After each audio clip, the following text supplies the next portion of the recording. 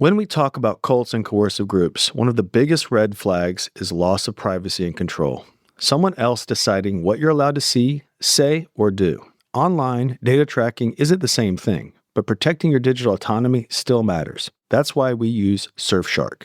Surfshark VPN helps keep your online activity private and secure with top-grade encryption, especially on public Wi-Fi like at airports, hotels, and coffee shops where your data can be exposed. It also prevents identity theft, so you can browse more safely. Another bonus with Surfshark is you can access your favorite content from anywhere and avoid location-based price differences when shopping online. Best of all, Surfshark covers unlimited devices on one account. We also love the clean web feature. It blocks ads and trackers before they even load, giving you an extra layer of defense against snooping. It's completely risk-free with their 30-day money-back guarantee. If you're ready to start searching safely online, go to surfshark.com/culty or use code culty at checkout to get 4 extra months of Surfshark VPN. That's surfshark.com/culty or use code culty at checkout to get 4 extra months of Surfshark VPN. This podcast is for informational purposes only and should not be considered legal, medical, or mental health advice. The views and opinions expressed do not necessarily reflect the official policy or position of the podcast and are not intended to malign any religion, group, club, organization, business, individual, anyone, or anything.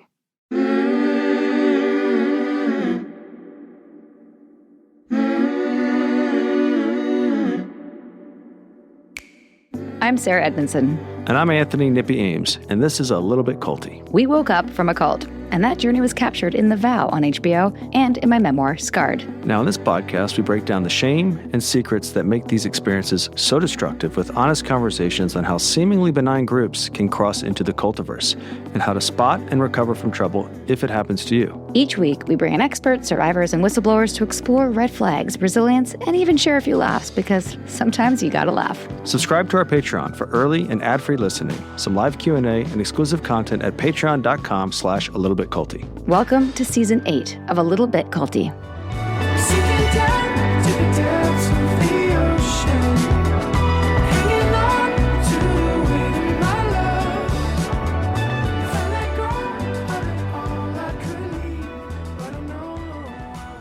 Welcome back to part 2, everybody, with Margot Lane and Jez Sweet, talking about Corey Feldman on the road. If you did not listen to part 1, we highly recommend doing that. Otherwise, this episode will not make sense.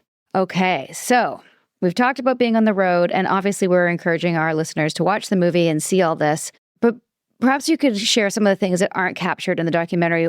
What was the tipping point for you both, respectively? What was the final straw? And obviously, there's many things that lead up to the decision to leave. Margot, can you tell us what was the final thing that caused you to say, screw this? I wish there was one thing. It was just a series. And it really, my big thing, I think, is just not being paid. And it was across the board. It wasn't just me. So it's pretty well documented celebrities like him have this money. And I was starting to see how it was being spent and not spent. And no one had gotten paid. His own brother hadn't gotten paid. Our bus driver, Wade, hadn't been paid. His brother owned the Coach Line buses, hadn't been paid. And I was just so frustrated. So by the time we hit our stop in Kentucky, we were taking a day for July 4th. And, if you weren't going to eat the vegan burgers they had bought, you weren't going to be part of the barbecue, it seemed like. And at that same time, throughout the whole tour, he was adding songs, but he had asked me to play New York State of Mind, which is a huge undertaking when you don't have an 88 piano or an 88 keyboard. You have a 61 and I had a double stack keyboard, but you can't in a week. I guess I could if I had my whole setup, but I wasn't about to be able to take that whole beautiful song and make it listenable and enjoyable on a 61 keyboard. And that, I think, was my final straw. I was just like, oh my God, here's a huge honor for me to play Billy Joel's song on stage in New York at a great venue. And you're setting me up to fail. You're literally people are going to have their cameras out. They're going to film this, and I'm going to be a moron playing the instrument I love so much, I've crafted to know, and it's just going to go south. And then when we did hit New York, I don't think I played it as good as it could have been because, again, I was working without, having all of my tools. And it was just so frustrating because at that same stop, it was his birthday and I didn't want to party again. So then he leaves us at the venue at the end of the night.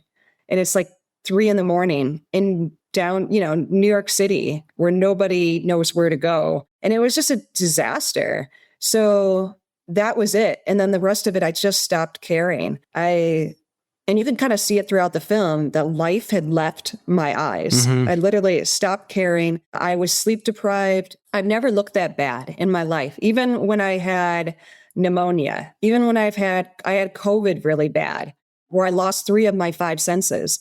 I've never looked that bad. And even watching that film, I felt so triggered watching my younger self be subjected to that. And yeah, it was all of those and then some, I would say.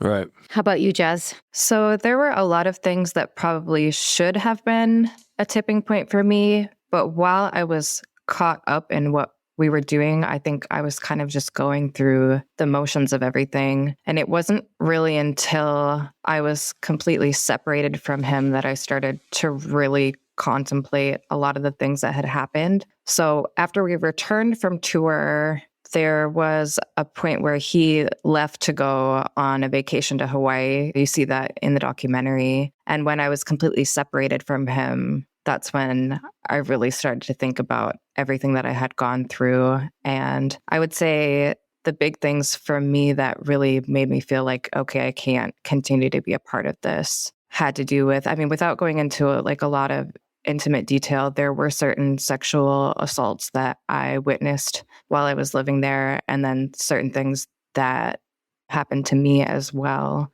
And especially the things that I witnessed, I felt like just were so horrendous that I just couldn't choose to continue being a part of it anymore. And I couldn't work for someone that could treat women in that way.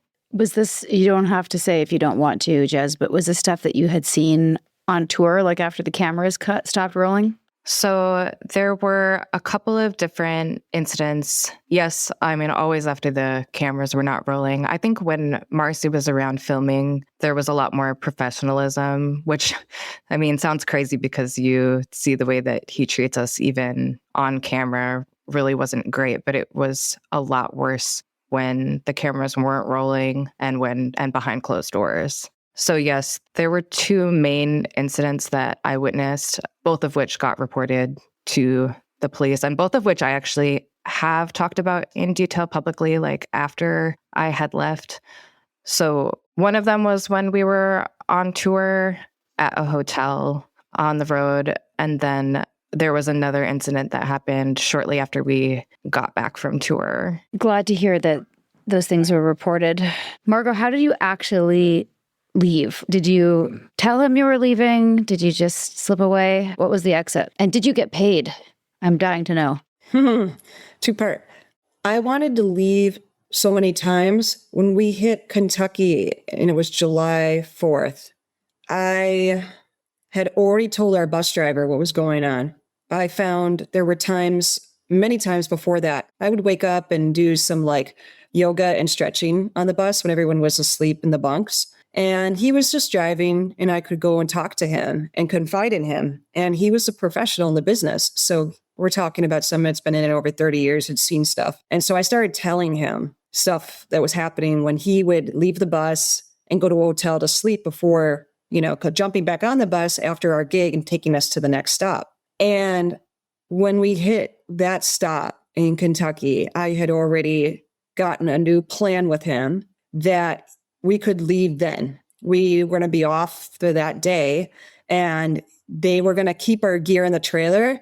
And Wade was already informing his brother who owned the bus company and take our gear back to LA.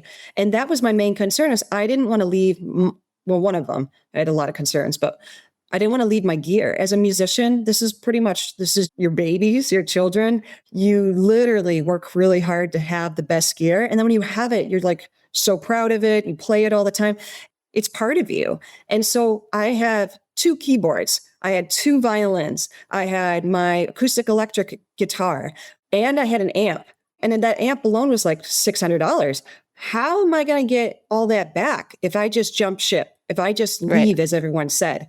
So, that was like a huge thing. So the plan didn't go through because everyone wasn't ready. So then we get to New York City. The debacle in New York City unfolded. And that was another bunch of just shit. It's just a shit mess. And then we kept going. And as we got down closer to North Carolina, I had my parents down there and I informed them what's going on. And my parents are pretty much on the elderly side.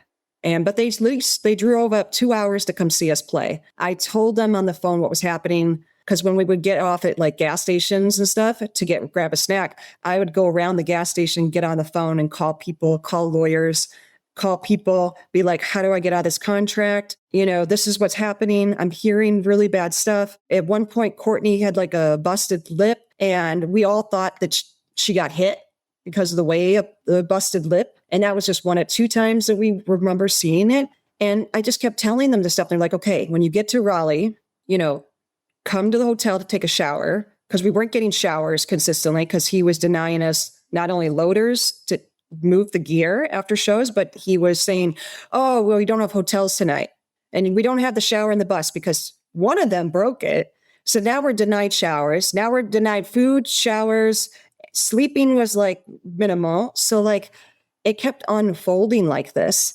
And I still wasn't paid. So all this stuff was surmounting, but there were so many plans and I just wouldn't leave unless all the girls wanted to go because and thankfully I had this one hindsight because if I had left, which I really wanted to do, I got so mad at everybody. I was like, nobody is taking this seriously. Nobody thinks this is important. Am I crazy for wanting this stuff? And then I was like, you know what? Fuck it. I'm just going to go. But if I had gone, I would have left the girls and I would have regretted that my whole life. So I wasn't about to do that. So here I am stuck in a horrible situation with people that think that, this is acceptable behavior. And sometimes they're objecting to it too, but it just wasn't enough to stop it. And there was no way out. So I finally did get paid, but it was years after the whole tour ended in August of 2017. Wow. I'm glad you got paid. So did you finish the tour? I finished the tour. Wow. How many more weeks? Well, the last gig was in Riverside, California. So July 4th, almost a month after July 4th, because it was August 3rd when we played Riverside, and that was our last gig. And we could have stayed that night, but I was like, everybody, we can just drive. We can drive. Let's go to LA. Let's get home. And everyone took a vote and we decided to drive that night and get back. And thankfully we did because I just couldn't do one more night. I couldn't do it. Yeah. Did it end on a negative note, positive note? Did you pretend?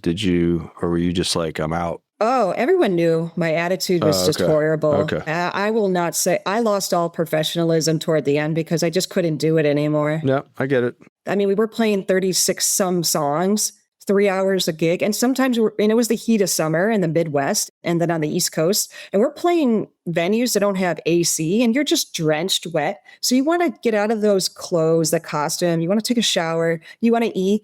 And it's just like, you can't do stuff. So you see me at the one point where I'm just so frustrated where I just can't understand the situation even myself. Like, you are going to do meet and greets for like 2.5 hours and we can't just go take a shower? We could all take a shower within 30 minutes if we wanted to, one at a time. Why can't this happen? Right. And it drove me crazy. I felt like I was going insane. Did you tell Marcy this? Did you think that the film captured that part of it? She was not even there half the time. So when she was there, he kind of sat up straight. He kind of behaved better. Yeah, you could tell. A little better. Yeah. But he was still like acting like a 15-year-old most of the time. He kind of is. He kind of is. Yeah. Yeah. He's definitely stunted with his own trauma. Yeah, you can see that. Yeah. You can see that. Yeah. Jez, how about you? What was the rest of the tour like and how did you... Oh, I think you had mentioned earlier that you were able to leave after you had that space from him after his vacation. What was your exit? Did you confront him? Did you just leave? I didn't confront him at all, which I think was a lot of what made it easier for me to do it. So the costume designer who had become one of my best friends over the course of the tour. Her name is Paulina. She was also our opening act on the tour. She lived actually pretty close to him, and I filled her in on some of the things that had happened and that I wanted to leave. And she was gracious enough to let me come and stay with her. So while he was gone in Hawaii, I packed up all my things and left, and I didn't say a word to him about it. His girlfriend was living there at the time. She was feeling the same way that I was. You don't really see that in the film because I think at that point she was still kind of trying to like keep things low drama for her as far as staying there. But she wanted to leave at the same time that I did. But her financial situation was so wrapped up in him. He had control over her finances, I think, at that point, and he hadn't been letting her work. And so we both talked together about leaving, but she felt like she needed to stay and try to get a job and regain some control. And I told her, you can tell them whatever you want about why I'm leaving. If you need to talk smack about me or say whatever you need to say to make it easier on yourself. I didn't want it to blow back on her. So you actually see that in the film where she's kind of talking about me in a way that's sort of negative. But I think that was just really to help keep things easy for her, which is what I told her to do if that's what she felt like she needed to do. And so I think they kind of got filled in about why I was leaving from her. They never reached out to me. That's good strategy, by the way. I think that you didn't know it at the time, but it was an advanced exit strategy. Advanced exit strategy. Yeah. This episode would not be possible without the support of our sponsors. Let's hear what they have to offer.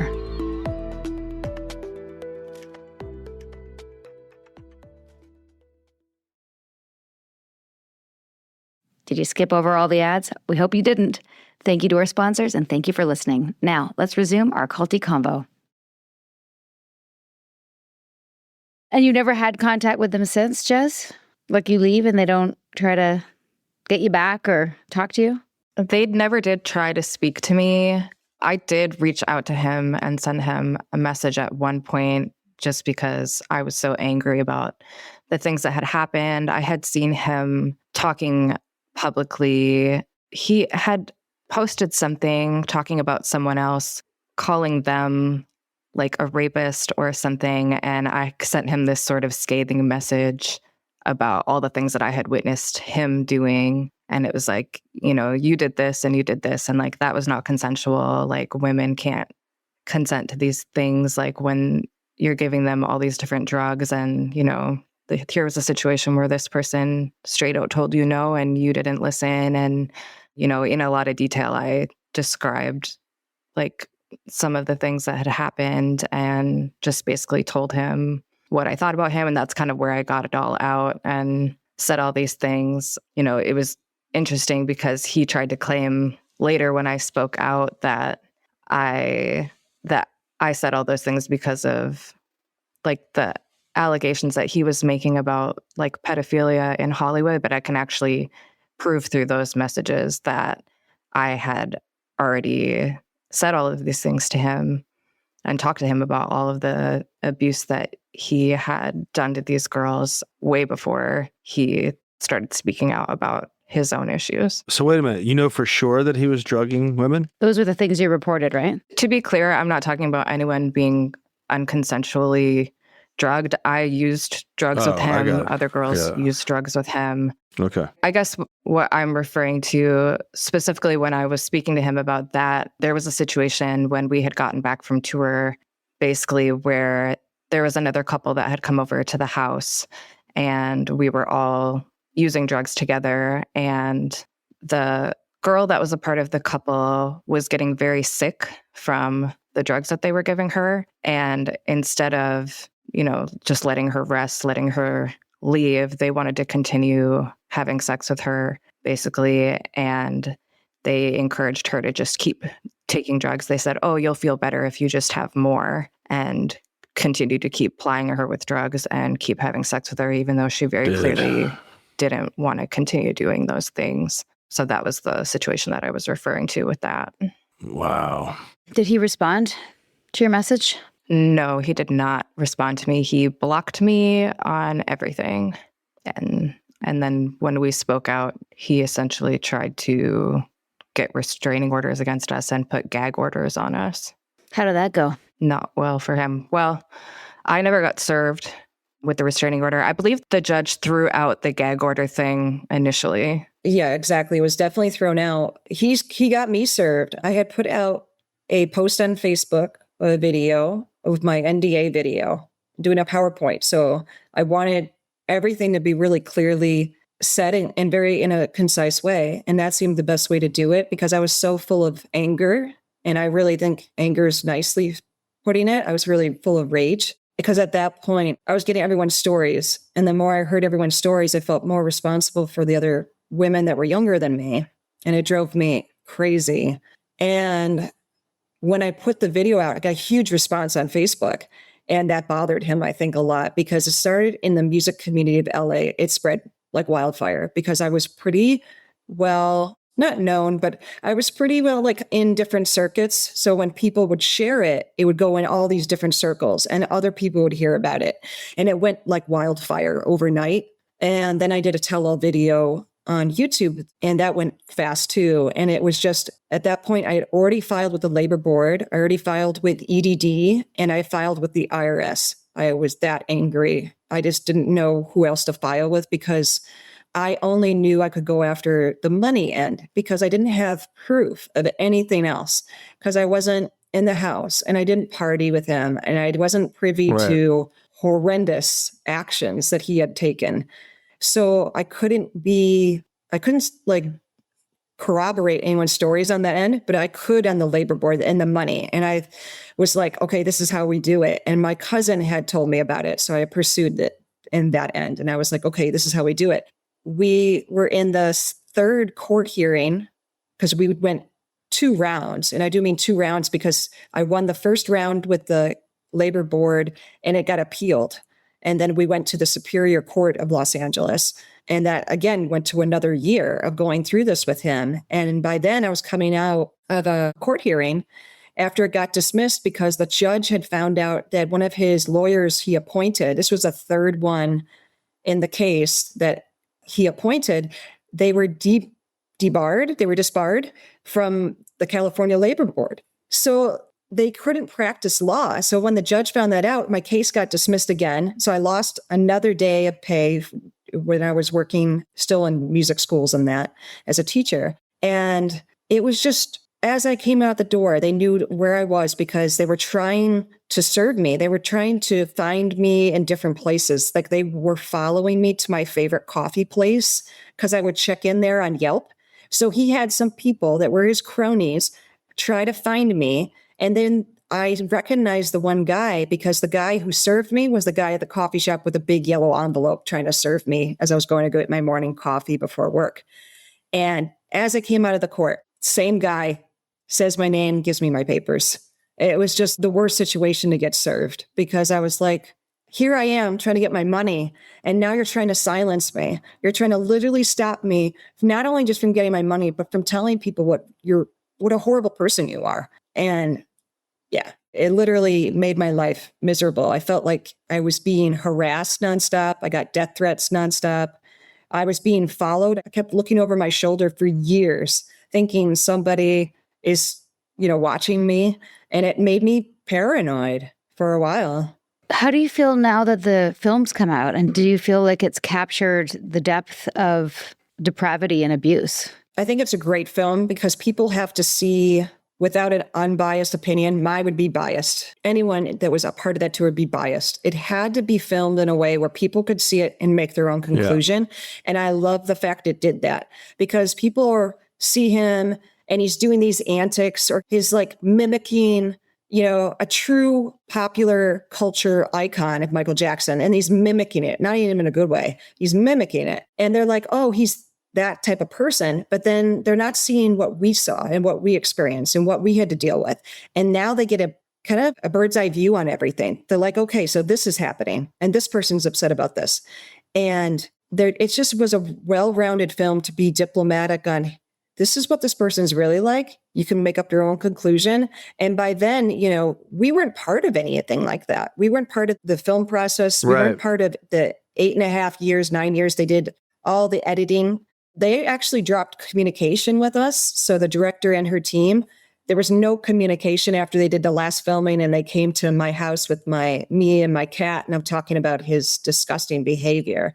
After that, there was no contact. And I think they did that out of true integrity purposes and ethical purposes, because if you do have contact with us, it's going to shift it. Yeah. Or if you're seeing everything we're putting online, it's going to shift it again. So I'll leave it kind of at that. But it would have been different if we had any type of stakes, but we had no stakes in it. Yep. So true. How about you, Jez? Between the time of leaving and the film coming out, anything that's important for us to know? Like, how did you recover? I think it was a long process of recovery for me in a way. And I think I had to deal with the aftermath of it for such a long time. So initially, I went through the criminal charges against him. I didn't go after him monetarily in the way that Margot did. And then I kind of had to deal with him trying to slander me in different ways publicly, basically because he was coming out with his own stories about like his abuse in Hollywood as a child around the same time, which I think may have been a way to deflect from what he knew was coming with That's what I think. the aftermath of this tour and the things that we were going to have to say.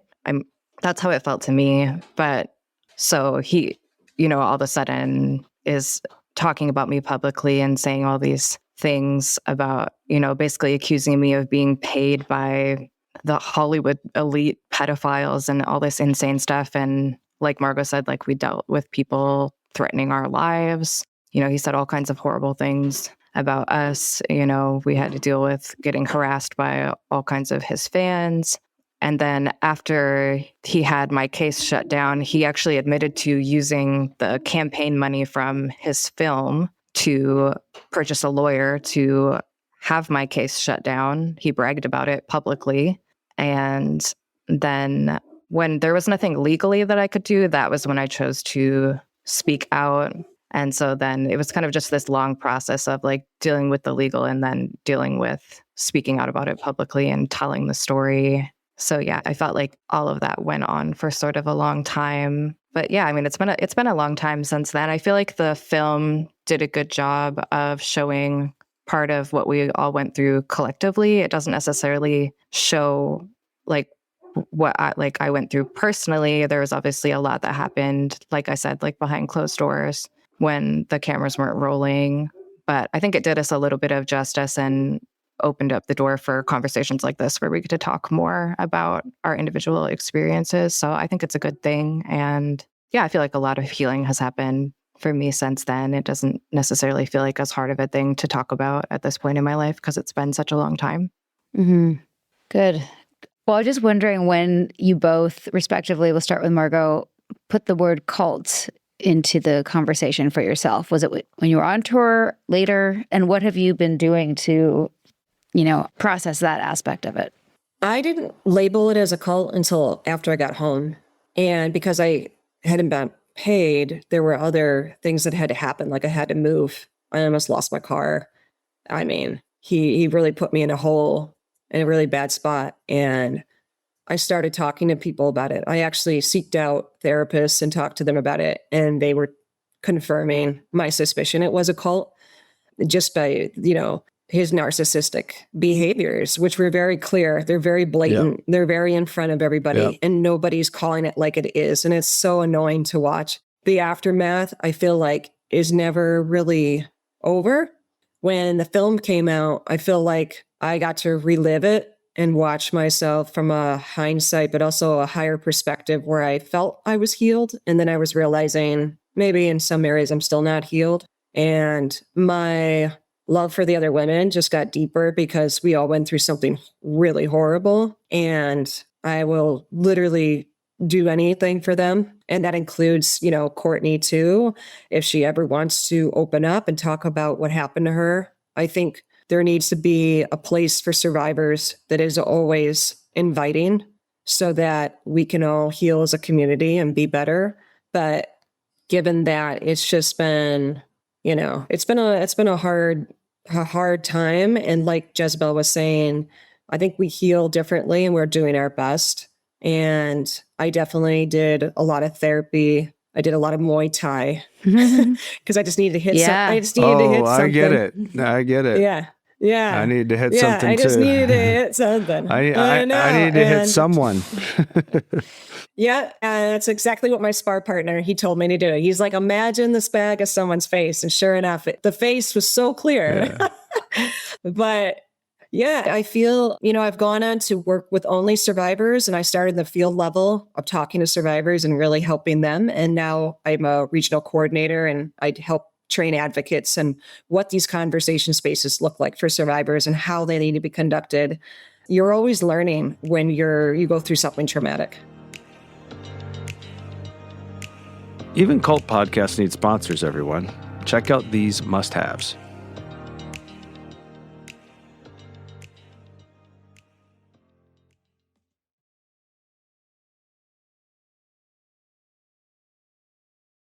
Sponsor break's done. Now back for more culty stories.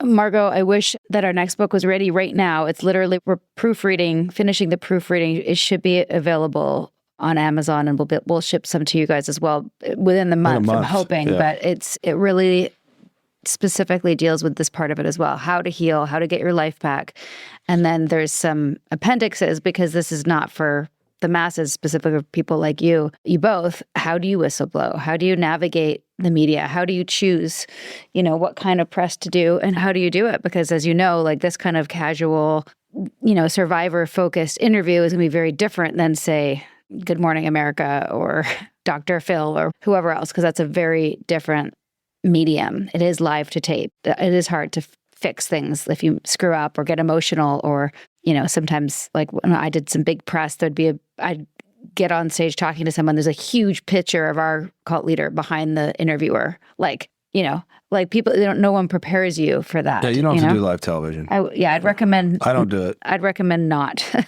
doing that personally. But anyway, that's all in the book, and we'll get it to you. And yeah, of course, Jez, how's your healing journey been? What do you do to take care of yourself and get your life back on track? I think I've processed things maybe more artistically. Like I've written a lot of songs and created a lot of art that revolved around my experiences with that. So that's maybe been a big part of my healing, is just like telling my story in that way. Good. Well, Corey's not the only narcissist in the music industry. No, he's not, or in the world. Or in the world, for that matter. We agreed, and we'll probably end up putting the Marcy episode after yours, I think. Do you think? And we talked a little bit about that with her, the narcissism that we saw. And there were so many examples of that. We should send you our episode with... So many examples. So many examples. So many. Yeah. Which episode were you thinking? Romani. Dr. yeah. There's so many books I'd love to recommend. Dr. Ramani wrote an excellent book about narcissists, and our episodes with her are some of our favorites. What was I going to say about that? Oh, yeah. So what would you say to fellow artists, musicians, or, just from your experience, advice that you'd give to, specifically, I guess, about the music industry? Yeah, what's the wisdom? Yeah, what's the wisdom? If you were to say, like, young people starting out, what's the red flag that you'd say to people? It's okay to walk away here, kind of thing. I would definitely say document. I really won my labor board case because I had everything documented. I kept everything. I was suspecting things from the start, and I was like, I'm just going to keep records. I'm going to keep really accurate records on everything, and really not be wanting to be part of spaces that is not part of my contract. And that was really important. And I would say the third thing is really the music community. I think wherever you live is pretty much going to back you. Musicians come together and they understand you on a different level. And I feel like when I reached out to the community here in LA, but if it was anywhere, it'd be the same. And I said my experience, there was a whole open door of me to walk through and discuss more. It's just that I was still navigating how much I could tell at that time. And so, like Jezebel said, I kind of channeled into songs too, where I wrote some songs about my experience. and that'll be on my next album. But it's just so important, I think, to really keep looking for different options that work for you if things really get bad, and then make sure you have a good support team. Mm-hmm. That's such a good point, because I was thinking about that. When you're in those environments, especially with sleep deprivation and not having your normal environment around you, food and all that stuff, you don't see your options, right? And then add in the sunk cost fallacy of like, you're waiting to get your value return. You're waiting to get paid. And it's not like just walking away, like you said, without all your gear. That's a huge loss to you. You're really trapped. And yeah, it's really hard to see options. And I wonder if there's anything else, like obviously you went through this and we can't go back in a time machine, but if there was like specific choice points where you think, I wish right here I had recognized that and I just wouldn't have gotten involved at all. What are the like early on red flags that you would say to tell like a new musician? For me, it definitely came down to one moment. And even watching the film, it was so clear to me. It's when our first drummer left. I was sitting on that couch and I knew the night before she had texted me she was going to leave, and she had valid reasons. I believed her. She said she was starting to have nightmares about him. And I was like, she's a professional. She's been in many different, more professional areas as a musician in LA longer than me. And that was my cue. And I just remember being really on that couch, and you kind of see me playing with like a pen. And I'm just sitting there and I'm trying to hold a straight face because I was like, this maybe is the moment I should leave too. And I didn't. And that would have been trusting myself. So it really came down to that. I should have took that cue, trusted myself, and then told the other women if they wanted to leave or not, because I wasn't intertwined with them yet. But that would have been my time to go, exit, I'm out. Yeah. But I'll let Jezebel think hers. Yes. Good learning to bring to the future. It's to try to like not doubt our, not beat ourselves up, at least as I do sometimes, but like, okay, what can I learn from that for the future so I don't do it again? Jez, how about you? Yeah, so I think my advice for someone else would be that no opportunity is really worth your mental health, and not to lend your power to people like that who, are abusive in that way. There were a lot of things that in retrospect that I looked the other way about, even though, certain things that weren't happening to me where he'd be, screaming at his wife or his girlfriend. I should have never been lending my own power to someone like that. And so I guess that would kind of be my advice to someone, is just because someone has something to offer you doesn't mean that it's not them that needs you. And when you allow yourself to be a part of something like that, you're kind of complicit in it continuing. And so I can't say necessarily that I have regrets, because I don't really choose to look at life in that way. And I hope that being a part of the project in the way that I was and everything that I did after, I hope that it's hopefully what helped destroy it. Because Corey's Angels doesn't exist in the same capacity anymore. And I think that's largely due to us being a part of it and then coming out against it and saying the things that we had to say. So I can't say that I regret it, but I wouldn't recommend someone else obviously put themselves in that same situation. Absolutely. That's such a good perspective to have, because you can't live in that place. I mean, I know you don't know. They did the right thing and it's over. You did the right thing and it's over. I know you don't know our story. We lost 12 and 16 years of our lives, respectively, to our time in our group. And yes, I would make different decisions if I could, if I had the information, and yet wouldn't change a thing. I met my husband. We have 2 beautiful kids. We can help others. So it's a good perspective to have. And I hope you continue to clock how I think this film will impact people, whether it's warning about what Corey is up to specifically, but also for other people, other predators like him, and how to spot you guys them. didn't run into him. He ran into you. I mean, we really hope still, all of us, even some of us that haven't had such a public platform to talk about it yet, we really hope it takes him down.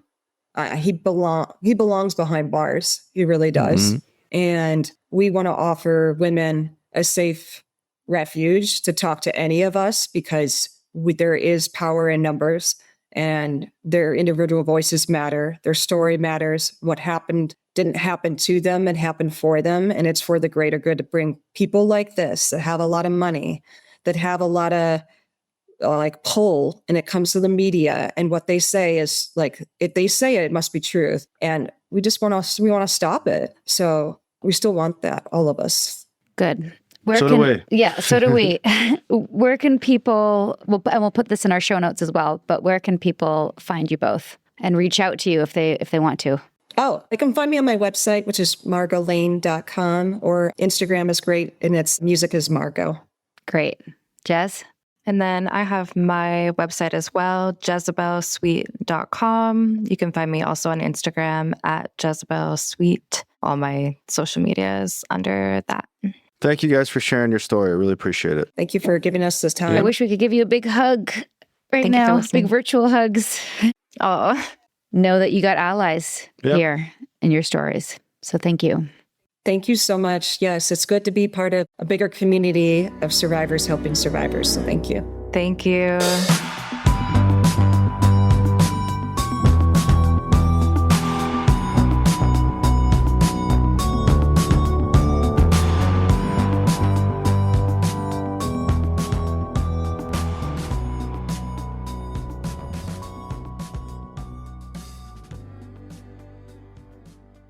All right, everybody, that ends part 2 with Margot and Jez. Please do join us next week where we speak with the director, Marcy Hume, and hear her perspective on being on the other side of the camera. Little tidbit, watch the doc before you listen. Definitely.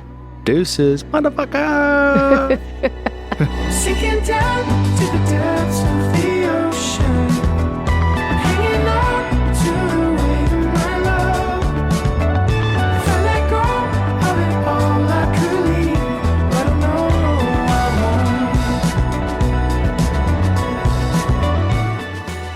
won't. We hope you're enjoying A Little Bit Culty. If so, please do show us some love. Drop a rating or leave a review. Hit subscribe on Apple, Spotify, or wherever you listen. And subscribe to our Patreon at patreon.com/alittlebitculty.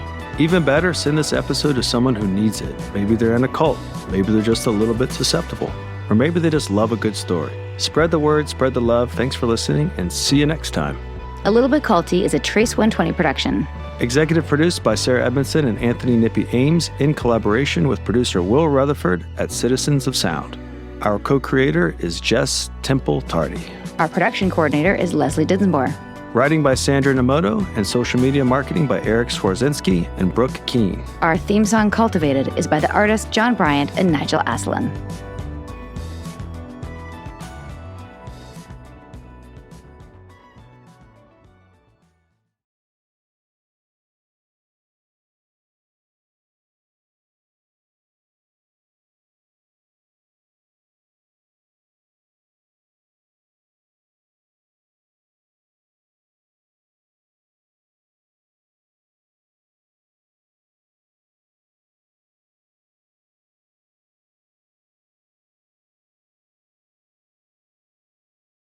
At Arizona State University, we've made online education better, smarter, and more personalized so you can go further in your aspiring field. I decided to pursue medicine once I realized that ASU did have the online program for biological sciences. You're still required to learn the same curriculum. You're still being tested on the same content that anyone would be tested on in person. The comprehensiveness of the program prepared me so well for medical school.